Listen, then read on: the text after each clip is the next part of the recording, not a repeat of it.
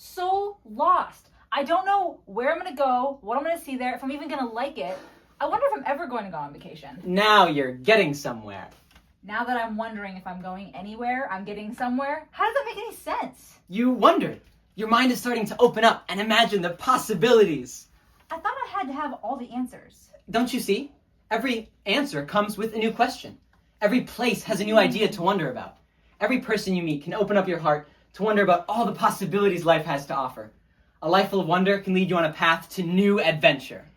Thanks for coming on the podcast. Yes, I'm so excited. So today we had a little bit of a different opening than normal, but I have with me a very special guest, William Sivula. And yeah, today we're going to talk about wonder. Thank you so much for coming on. Yes, I'm so excited. I've never been on a podcast before, and I just we've had a lot of conversations. So I just appreciate the opportunity to have another conversation with you. That's going to be fun in itself. Yes, I'm so excited. So tell me, first of all, a little bit about yourself. Yeah. What's your dreams? What's your background? Hopes and dreams. So I'm currently a junior. I'm studying clinical lab science. More on that later. Clinical laboratory. Yeah, I said it. Clinical lab science, CLS. I'm hoping to get my undergrad next in spring of 27, and then work at a hospital doing CLS stuff. In the future, I'd maybe like to end up working in a lab management position as well.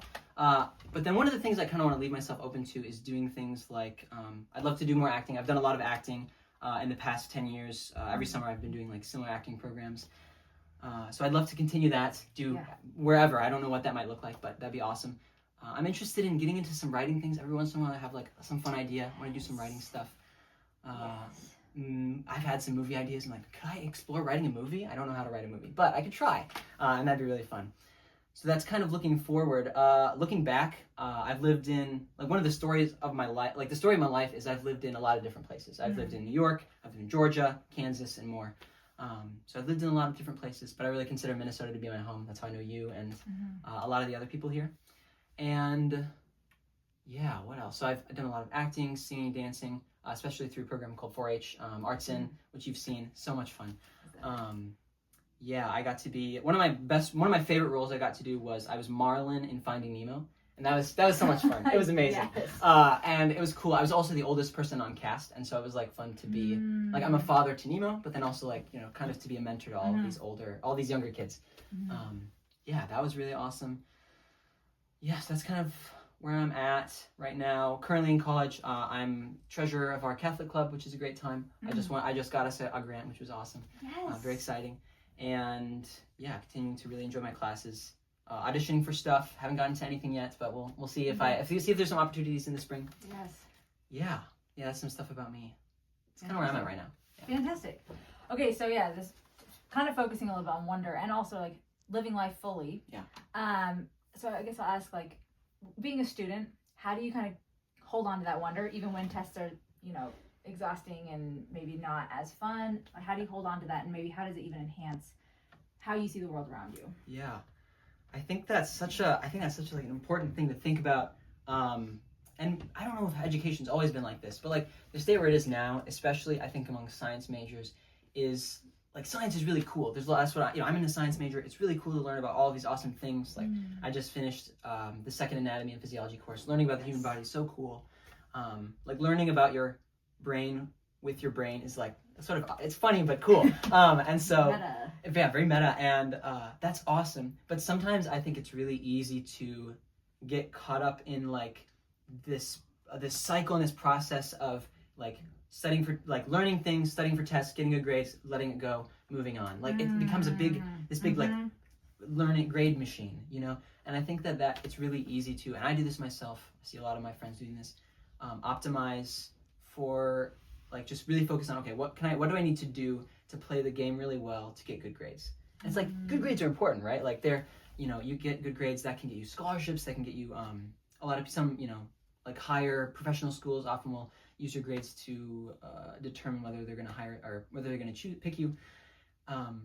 But then you kind of lose some of the wonder of it. Learning is cool. We see the children learning stuff, and we say, oh, that's so awesome. Look at them, they're learning about how how gravity works. When a baby knocks a mug off a table or whatever.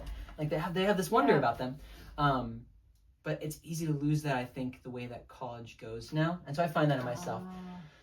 Yeah, so it's really important, and and that can be really draining too, because like when you're just playing the game, doing this, going through this machinal, is that how you say that stuff? It can be kind of crushing, and people get burned out and kind of sad and very stressed. I just finished finals week, so I saw a lot of that. And something that I've continued to strive for myself is to retain that wonder, this like remembering, like put simply like that all this stuff is pretty cool. Like this is some cool stuff. We're doing cool things, and I want to know these things. And even though like I'm charging class at 7:30 in the morning, and sometimes I don't want to, but one of the things that's been helpful, and I've been working on this semester, is like sitting down and getting ready for this class, taking out my notebook and reminding myself, I want this. I want this. And like I might not feel like it right now. I maybe just want to go back to bed. But I want to learn these things and know these things, and I'm willing to be uncomfortable now to like learn this stuff.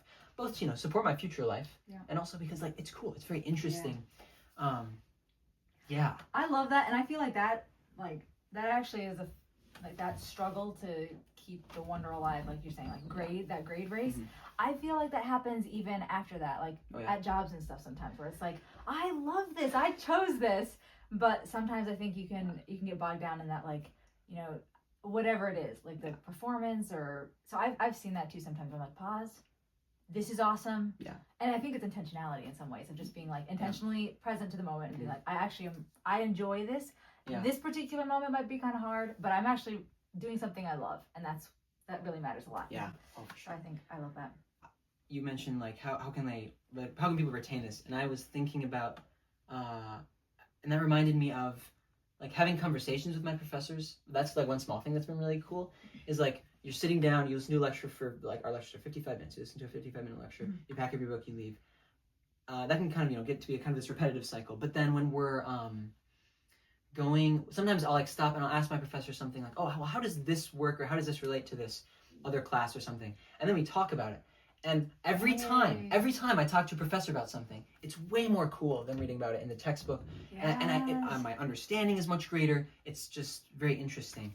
And so, like, that's been one way where I've been like, oh, I talking to professors is really helpful to like remind me about like that this stuff is awesome, and that I want to know this, and help me wonder about these things. That along with explaining and talking about stuff with other friends, especially people who aren't in my major. So like this is one funny example is we were learning about something called autolysins in bacteria, and so there's some bacteria that have something called autolysins, and they will once these autolysins in them build up enough, they will die. So when a cell lyses, that means it explodes, so it dies. So these bacteria will like self-lyse, and then they'll release all of their they're called plasmids, they're bits of DNA out, and then their siblings can pick that up and use it themselves. And so like I'm explaining this, like this is something I have to know for my exams, but like explaining this to someone who doesn't know bacteria, they're like, that's crazy. And that reminds me like, oh yeah, that is crazy. And like that makes it more memorable, and it's like explaining it's for, as you probably know, explaining something makes you learn it really well. Yes. And so like that's really helpful. So yeah, even talking to friends has been a great way to like continue to wonder about these cool subjects and things. Exploding bacteria. You need to know about it. That's cool. All right, so talk more about theater and wonder. I'd love to hear more about that. That's funny you mentioned, so earlier you said performance, that sometimes people can, be in a performance or whatever and maybe lose some of their wonder or get kind of caught up in it. And I've experienced that as well. Like I've done theater runs. One of the programs I do, we do 39 shows in 12 days, which is a lot. Very quick, very, very going on. And sometimes like third show of the day, you have 2 shows left in one day. It's 80 degrees. You're tired, maybe you didn't sleep very well last night, staying up talking to friends. And sometimes I'm like thinking, oh, I don't like there's like a couple, like I had 1 or 2 like struggle songs where I was like, this is gonna be it's more physically demanding, especially. And sometimes I'd be like, oh, this is hard, I'm not looking forward to this is gonna be so rough. But then I would keep trying to catch myself and remember like not only did I choose to do this, but I do love this. Like I love doing this, and it always helps like stepping on a stage and looking at a smiling audience. Like that's always so cool. And so, but it takes some intentionality sometimes to like remember, like I want to do this, and this is really awesome. And once again, like it's okay. I'm willing to be uncomfortable during parts of this to do this awesome thing. I think it really can do it on both ends, both as an actor and as an audience member. I've been an audience member more often recently at my college, watching some of the plays and stuff. And sometimes I like find myself walking out of there and like realizing, wow, I was really like engrossed by that play. Like I was like really transported, which is, and like I really kind of forgot about my life otherwise. And I was put into this world, New York City. This guy's trying to write a musical, stuff like that, and that I think can help act partially as a reset to whatever's going on in your life right now. It's like really clear. We have a lot of I think maybe it's similar to like a web browser. Where we have all these tabs open, and like you're switching these things, and like even if you're working on one thing, there's that thought in your head about the other day about maybe you have to get something fixed or you have to email someone, whatever. Yeah. And I think sometimes theater is really good at making you really focus, because it's this big sensory experience. You're seeing people, you're hearing them, you're watching their facial expressions, you're listening to the dialogue, you're listening to the sound of their voices. Sometimes there's music, musicals especially, right? And I think that can really, like, all that focus can help kind of clear your mind. You're thinking about this, and then walking out, I've found that I have kind of a more clear mind, and I'm thinking about this play, and it makes kind of going forward it's rejuvenating. Going forward, I'm like a little more ready to engage with the world, like steadily, and I'm less stressed, oftentimes after, and yeah, so there's that part of it. Yeah, I love the image of like clearing the browser. Yeah, because that's what it feels like, and I think there's something unique to theater because of like being actually present to other human beings there, and I love watching theater. I love being in theater because of that. You get that interaction. But I like that idea of like you're so focused in on one thing that the stress kind of melts away a little bit. And plus, if the story's inspiring, there's that added piece of things where you walk away being like, yes, I'm gonna be a better person. Like the Wonder, performance from Shade I was like, that was very live a good life. Should we give some context to that? Sure. So I'm just some context for like that prologue. We're going on this traveler and this travel agent are speaking, and so the traveler says like, I'm just so frustrated. Like, what if I feel like I'm getting nowhere? And so really, like going back, this comes from a show that I was in 2024, and the theme of the show was we call it Travel Year, so it was a travel themed show. But what it was this traveler, we called him, was trying to plan the perfect vacation. He wanted to go on the perfect adventure. And he was really excited about it. He was like, I'm ready to go on the perfect adventure. It's going to be awesome, right? And so then he goes up to this travel agent. The travel agent's just a bit magical. He's dressed like a little bit like Willy Wonka. Yeah.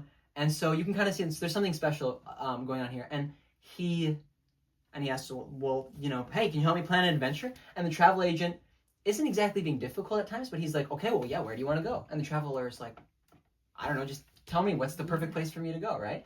And so over the course of the show and multiple musicals, we see other characters coming in, and we hear about their experiences of their vacation. So like two people come in and they're like, wow, we just visited Venice and it was amazing, like this location, and then and we visited Rio and this was so cool.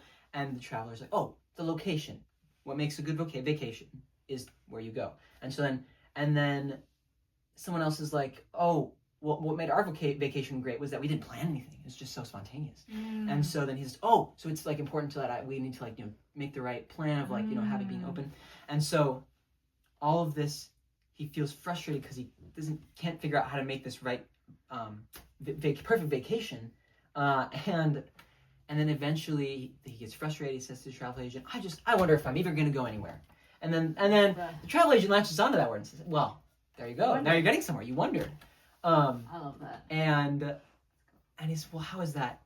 Like that doesn't make any sense. Obviously, that's not very helpful. That's very confusing.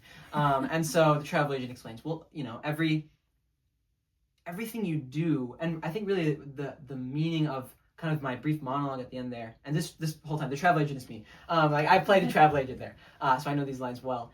The point of this monologue is that the point of a vacation, and I think the vacation can be like analogous to just a bigger adventure or life or different endeavors, is not just like picking the perfect track and like picking an end. And it's like, yep, you're gonna pick something, it's gonna be great, case closed, you just need to go do it.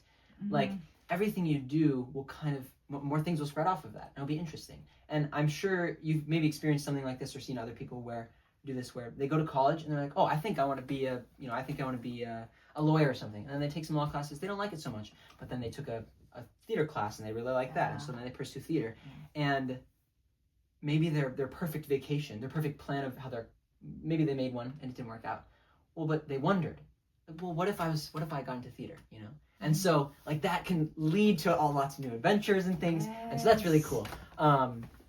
And then I'm trying to think any other thing else that needs context, like this. Then we go into the song, "It's a Wonderful Life," and then it's about noticing the things, like sometimes just walking to class every day or going to work every day, you can kind of miss things that are beautiful and amazing. I love that. Yeah, so that's some kind of like background for our little prologue. That's awesome.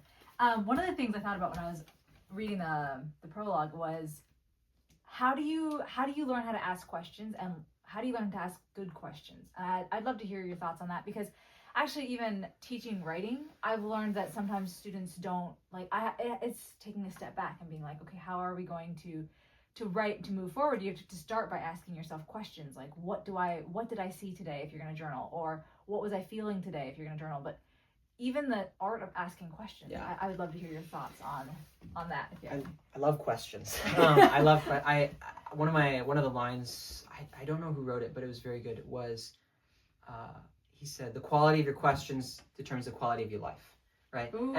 And I think that there's a lot of truth to that. Even just like talking about like, hey, questions matter. Questions are important, and like higher quality questions can like can be really good for you. And I think a lot of ways.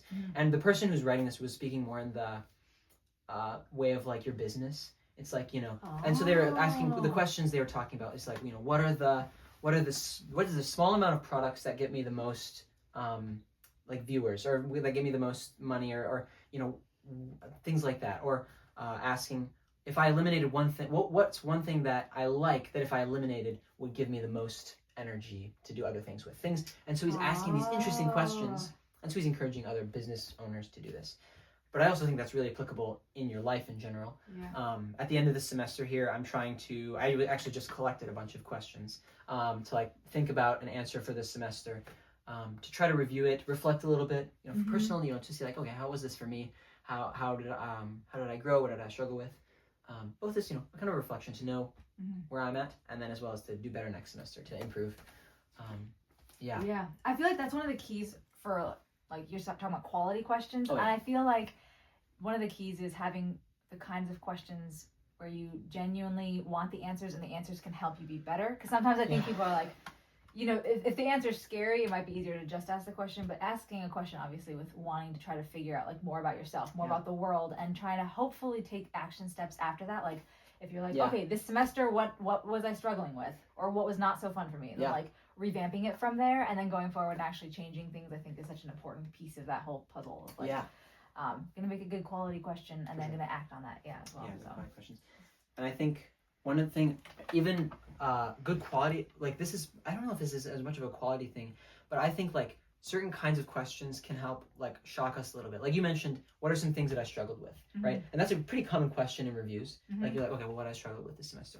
Sometimes I think that it can be kind of like, I've written that question down so much that I like I kind of forget what it means a little bit. So then one thing that can be useful in coming up with different questions is something to shake it up a little bit, to like force you to think.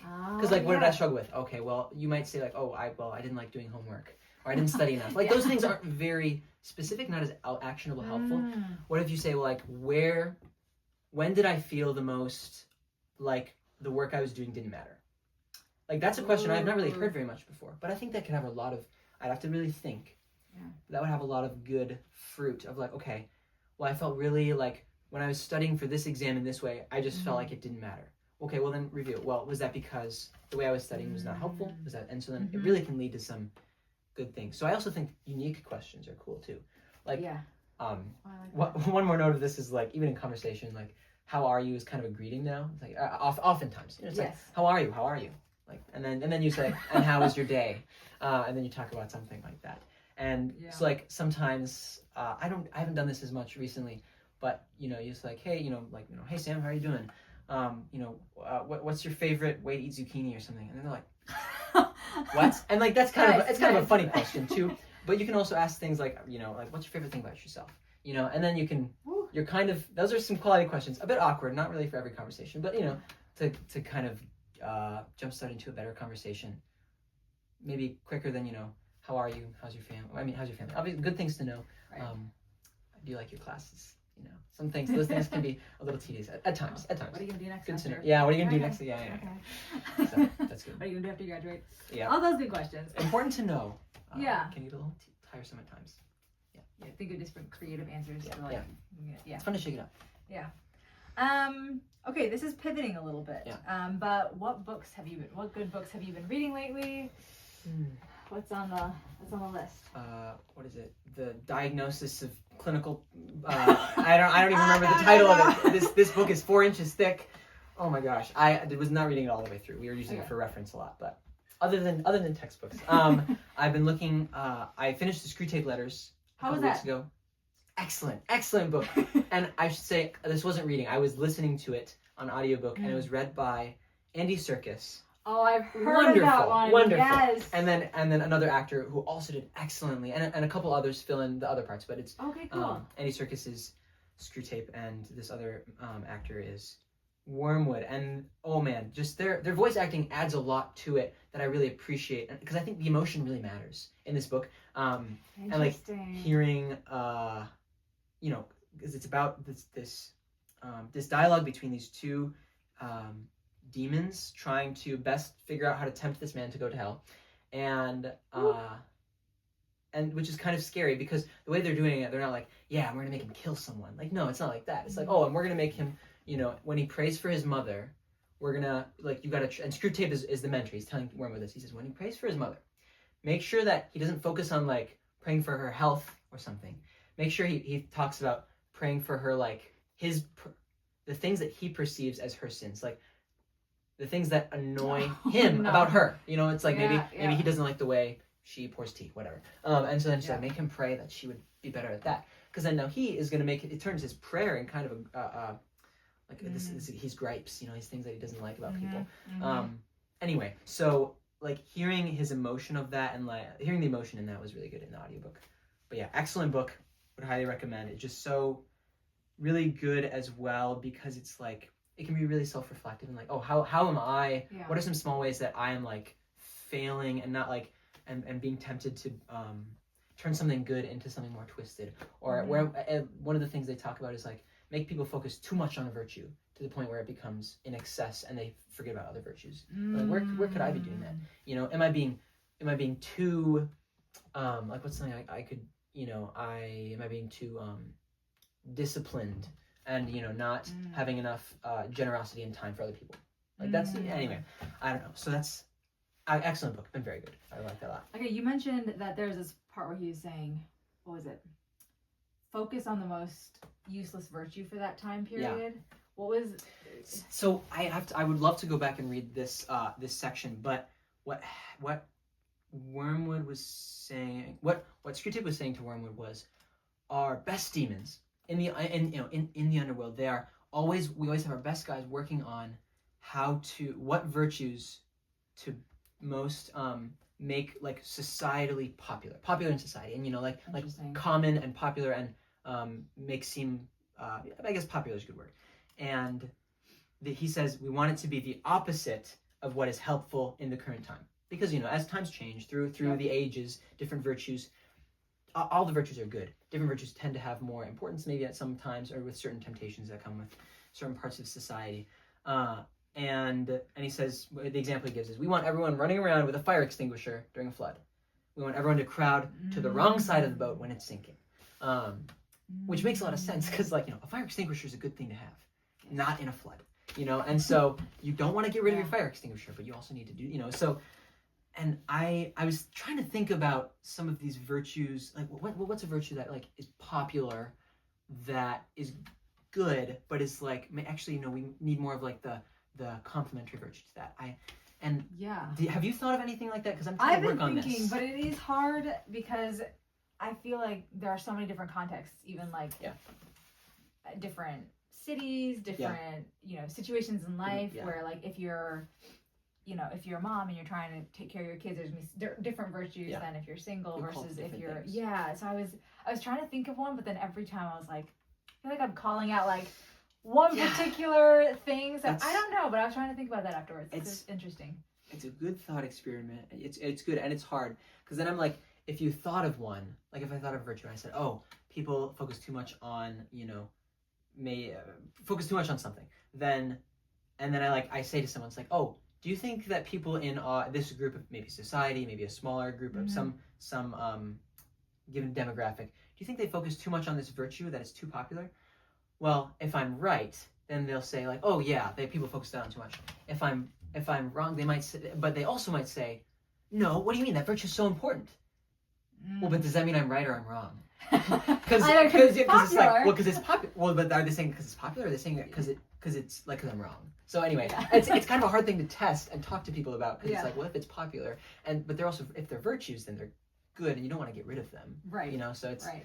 I wonder if that's almost one of those personal questions, journaling questions. Yeah. Like in my life, what virtue might I be thinking is a good idea right now? Like, oh, I really, really want to work on, I don't know, discipline. When it's like you actually have to work on generosity. Yeah. You're saying something like that. So I wonder if that would be a good personal question where you're like, I can decide this for myself. Yes. Broader society. It is tricky to be like, I don't know what's inside of you that's you're dealing with right now, that virtue is extra important to you, or that or vice is often there's this kind of pendulum swing of certain certain behaviors where it's like it was a virtue and now it's not, because it's swinging a little too far in a different direction, and it's just not. Yeah, isn't that what writer said it? It was like, was it Chesterton who's like, you can't lean on one wall or the other, you have to stand with both feet in the middle. Like, that sounds like moderation is hard because you don't have anything to lean on. That's basically, I think it was like Chesterton was saying that. Sounds like a orthodoxy quote. He's like, there's a million ways to fall and only one upright, and that's stand still. Yeah. All right, to wrap up, what is one piece of advice that you've heard? This can tie in with Wonder, Life, Living Fully, or just random piece of advice that you prefer. What's one piece of advice that you've heard that you'd love to share? I read a book called Soundtracks. Very good. I can talk about that book itself, but it's about I can talk about it a lot. It's a book about sort of like the things that we tell ourselves often, and it's not. And what the writer John Acuff is trying to talk about is we don't necessarily do these things always consciously, and so it's important that you need to like recognize he calls them broken soundtracks, the things that are kind of harm you. So like an example of a broken soundtrack might be, oh, my friends don't miss me, or even if I try, even if I try hard, I won't succeed. Stuff like that. These things, and he says, no, you gotta try to replace those with things that are still true. You can't replace a lie with a lie, but you can just say, well, everything's perfect all the time. Well, it's not true. But some replacing with good soundtracks. One of the soundtracks, he made a list of like some good ones to have, and one of the ones he said he was talking about was people are the best shortcut. And I was like, okay, interesting. And then he explained it, and on his face you can say, well, that's kind of mercenary, like, oh yeah, to use people as a shortcut. Like, no, I don't think he means that. And I was listening to him, and I was like, oh, this makes a lot of sense. That like relationships are really important, and we know this in like in terms of our family and our friends, those are really good. But relationships are also, he was trying to say, like, to remind himself, relationships are really valuable in all parts of life, and it's actually one of the best ways to work with people is in relationship. And I've experienced this myself. The place I'm living right now, I got wind of because one of my friends heard that her landlady was needed to rent out another apartment, and because I was friends with this person, like, she said, oh, well, do you want me to give you the number for this landlady? And I said, oh, sure. So now I'm living there, right? I just sent an email. I listened to a talk by a doctor, he works in the clinical lab of a hospital, and he did a talk. It was great, and so I just emailed him. I was asking him some questions, and I'm hoping to like start, kind of a professional relationship with him, so that we can have we can help each other out a little bit. I can ask him for advice and stuff. He can, like, well, I don't know what I can do to help him. Maybe, go to his talks and things, and tell him kind of what's going on in different parts of the education place. So that's all to say that, like, just really forming relation, and it's some people call it networking. And it's like, I feel like it's different somehow than this feeling of networking, where it's like relationships are really valuable and important in all parts of your life. And I'm not sure exactly how to vocalize that. Yeah, I agree though, because I feel like networking. I in my head, I kind of see a net where you're tying the strings Yeah. that you need to get catch the fish that you want to catch, and it's kind of it feels a little bit more mercenary. Yeah. And I think it the idea of having a net of people is just a little bit less appealing, but having a relationship and building relationship with others, I feel like there's something alive, it's a plant, it's a tree, it's there's something deeper that it's building roots, it's bearing fruit, and that's something that's it feels more, I don't know, more valuable, more real, more alive. And I think I'm realizing now, this is where it's important. This is what it's correcting is, maybe you want to go really far, you want to achieve these amazing things you want to do, and maybe you have this specific goal, you want to make a movie, and great, and so you're willing to work hard to do that. Well, I think the thing that this kind of advice is trying to remind you of is, well, people are a great way to help you, relationships with people are a great way to help you achieve your goals. Yeah. Don't neglect these relationships or just go for the I'm gonna work hard, I'm gonna white knuckle this thing way, because sometimes being being friends with people is great, because then you're out having coffee with someone and they mention, oh, I have a friend who is trying to get rid of her playset, and you're like, oh, playset, well, I need spare wood for my movie set or something, and so relationships can be are valuable even as you're trying to achieve your maybe unrelationship related goals. I love that. So anyway. I love that. So invest in relationships. Yeah, really important for a variety of reasons. For all the reasons. Well, thank you so much for coming on. Thank you again. This was awesome. It's been so good. Thank you so much. Your mind is starting to open up and imagine the possibilities. All right, let's see if we can do this. We're not going to actually go on the ball. You have just spent 20 minutes of a show trying to figure out where you're trying to go. I'm so lost. I don't know where I'm going to go.